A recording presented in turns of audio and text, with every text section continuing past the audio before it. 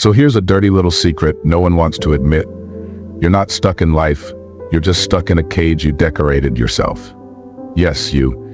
The one who plays life like an endless audition, who dresses your desires in polite smiles and muffled sighs, who makes choices not based on want but on how well they'll fit inside the judgmental gaze of people who, frankly, wouldn't notice if you disappeared tomorrow. Feel that tightness in your chest? It's not anxiety. It's the suffocating weight of living for the imaginary panel of judges in your head. Judges who don't pay admission, don't applaud, and definitely don't stick around when the curtain falls. And here's the twist. No one asked you to live like this. No one handed you a leash and said, "Here, chain yourself to everyone else's expectations." You did that all on your own, voluntarily. Brick by approval-seeking brick, you built a lovely little emotional prison and then got confused when you couldn't breathe in it. And now you peek into the mirror and wonder, what part of this person is actually mine? And what part is just duct taped together from fear, insecurity, and a desperate need to not be the weirdo in the room?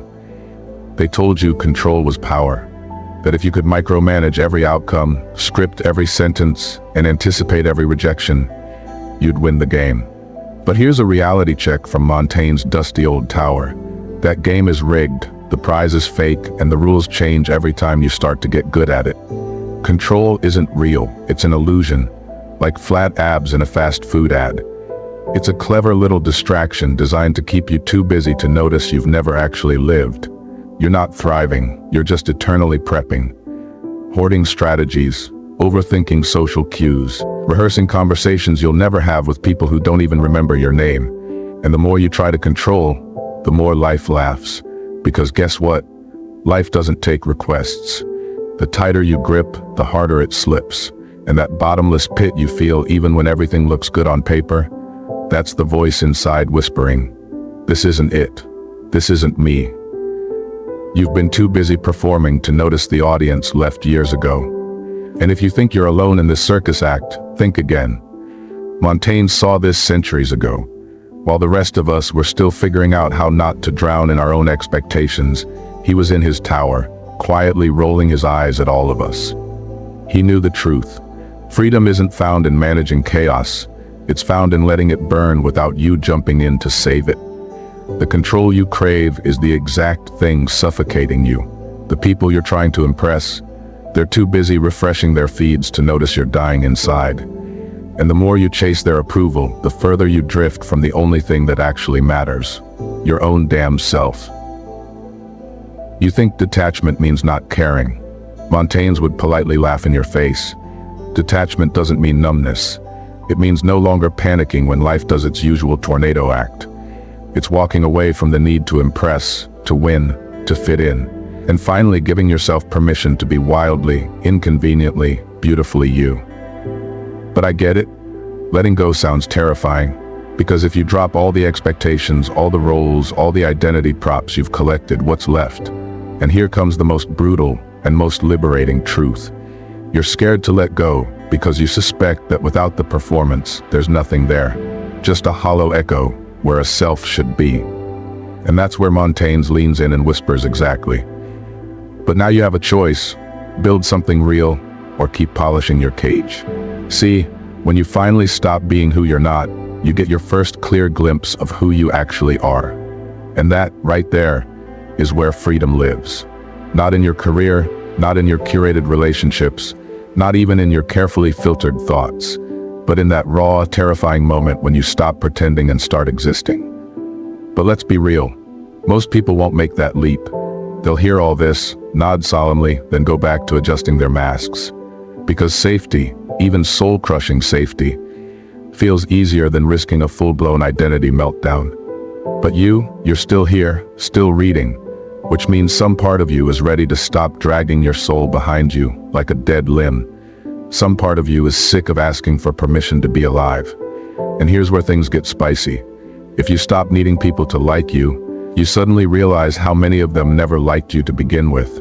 They just liked the version of you that stayed convenient. If you stop obsessing over plans, you realize most of life's best moments were never in your plans anyway. They were accidents, interruptions, detours. And if you stop trying to control the narrative, you discover the story was always better when it got messy. And now, maybe for the first time, you ask yourself, who would I be if I stopped worrying what everyone thought? Who would I be if I didn't flinch every time someone raised an eyebrow at my truth? Who would I be if I dared to disappoint the crowd just to hear my own voice again? Because that person, the one flickering in your imagination right now, is the real you, not the LinkedIn version, not the dinner party version, not the version your family uses as a shield against their own regrets. You. And sure, the idea of letting go still terrifies you, because if you drop the act, you might lose everything you've built. But let me ask you this, if you have to fake your way to keep it, was it ever really yours? Authenticity doesn't destroy what matters, it reveals it. The relationships that thrive when you're honest, keep them. The ones that crumble, let them. They weren't built to last. Same goes for your job, your dreams, your carefully curated brand of self-worth. You're not here to maintain a lie. You're here to rediscover a truth. And that truth isn't glamorous. It doesn't trend. It doesn't get you a promotion or a viral post, but it gets you peace.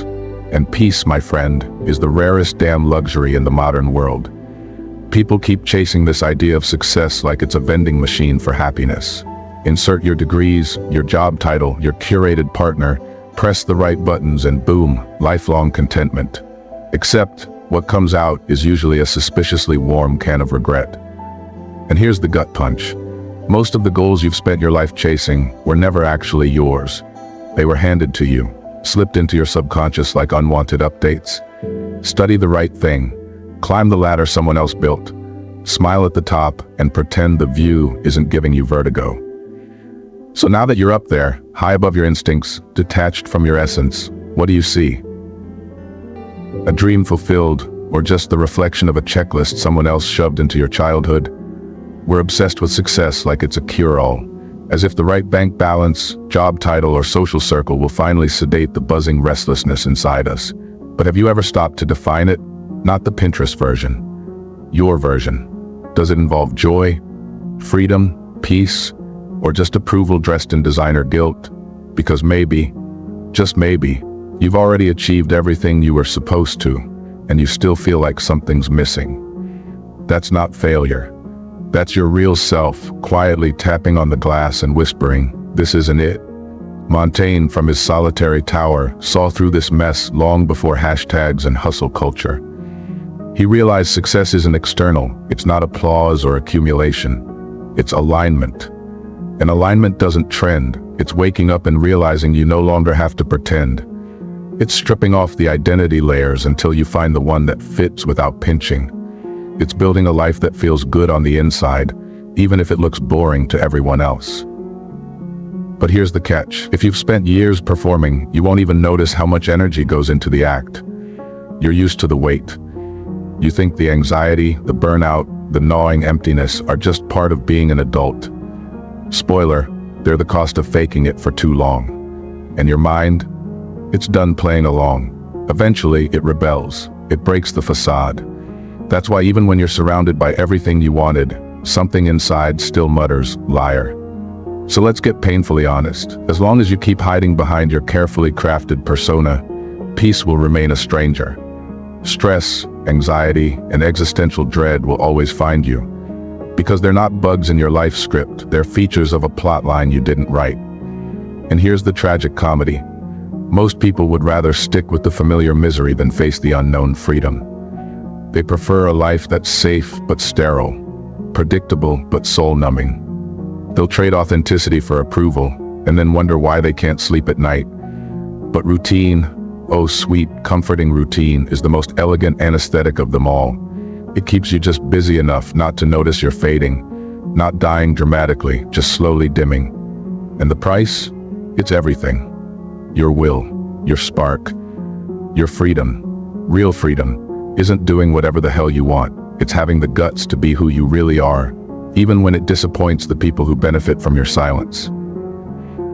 You might be thinking, but what if being real costs me everything I've built? Here's the twist. If you need to fake it to keep it, you never had it.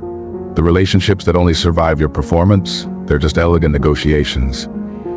The job that needs your silence to pay you, That's a slow spiritual death with a paycheck.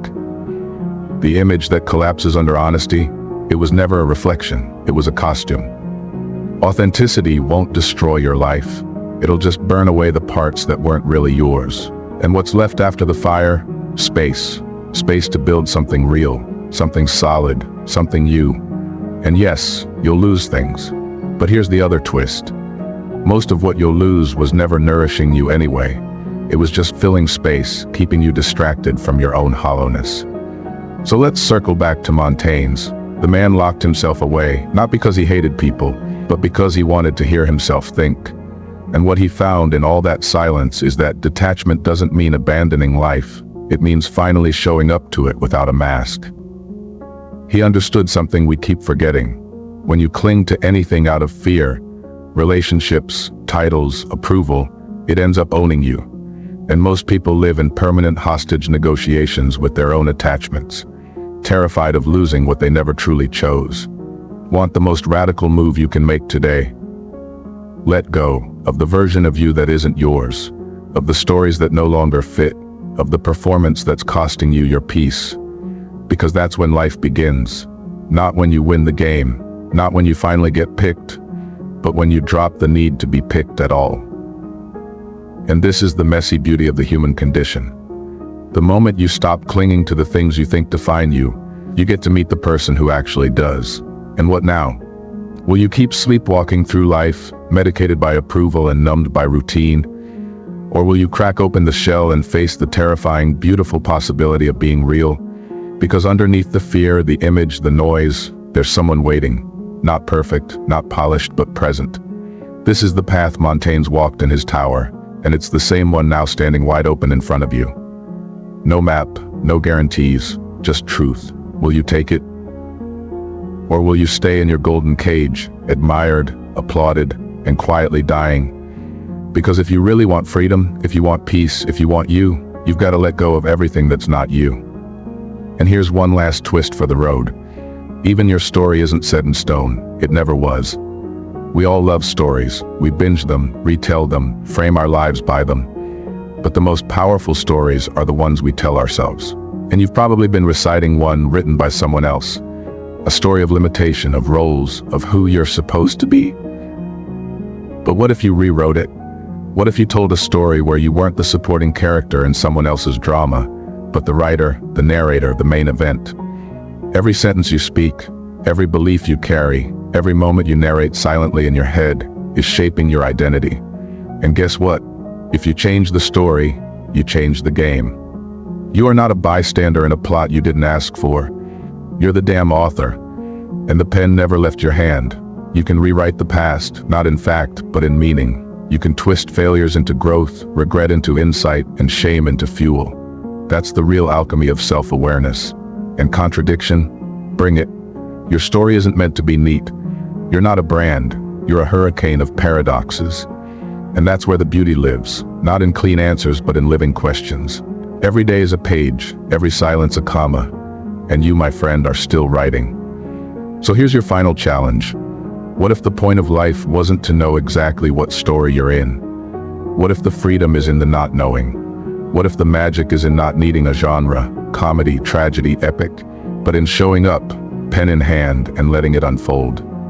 Sometimes the most powerful stories aren't the ones that end with closure. They're the ones that beg to keep going. And this isn't your ending. It's just the next chapter. So if any of this whispered something familiar inside you, if some part of you felt seen, then you already know what to do. Drop a comment below and write this: I rewrite my story. That's how I'll know you made it this far. That you're not just listening, but living. That you're one of us, curious, conscious, brave enough to break the script. Hit like, subscribe, and turn on notifications, because the next paragraph might just change everything. And until then, close the book. But don't shelve it. The next sentence is yours to write.